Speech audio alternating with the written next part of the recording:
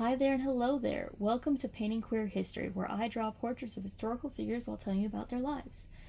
This episode we will be talking about Dr. Ruth Gates. Born in 1962 in Cyprus, Ruth Gates would claim initial inspiration for her life's pursuit from watching The Undersea World of Jacques Cousteau in elementary school.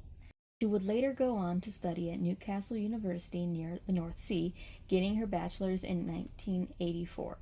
While there, she would become fascinated by coral and in 1985 moved to Jamaica to study coral. Her PhD would be completed in 1989 on the symbiotic relations between coral and cnidarians and would have her PhD awarded to her by Newcastle University as well.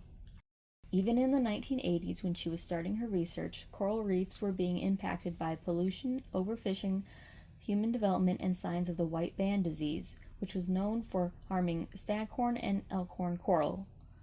She became a postdoc researcher at UCLA, spending 13 years as a junior researcher. Climate change was a major part of her research, and in fact, climate change caused the 1998 bleaching event that killed more than 15% of coral globally. Ocean acidification from fossil fuels and temperature increase from climate change caused the environment where coral lived to simply become unlivable.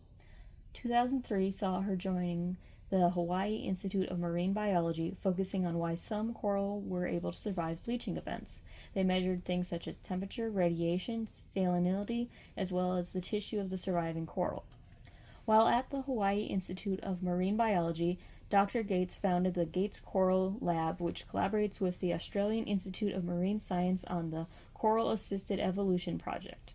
The focus is on realistic and practical restoration of coral reefs and stabilization or resilience against climate change. Many publications from the lab and projects discuss local restoration and project approaches, partially due to limitations to global simultaneous environmental protection actions.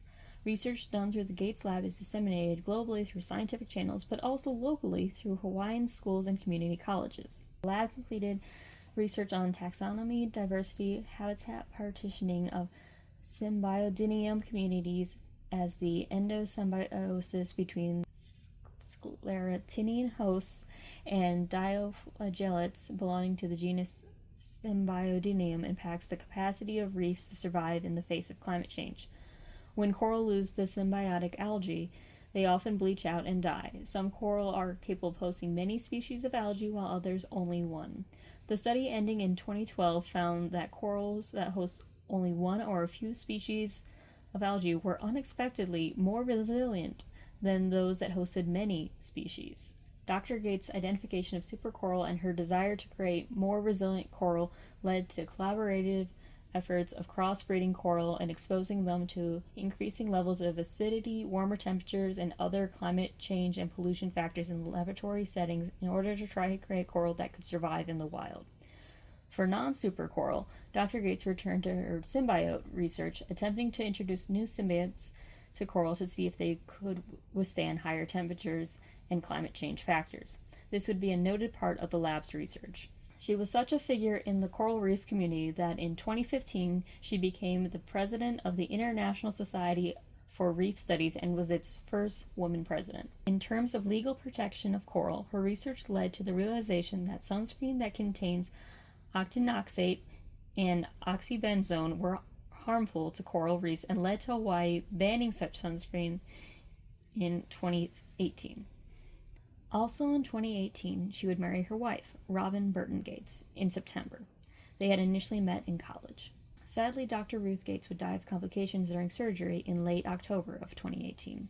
I'll leave you with a quote from the Netflix documentary Chasing Coral, in which Dr. Gates said, quote, "I have the utmost respect for corals because I think they have got us all fooled.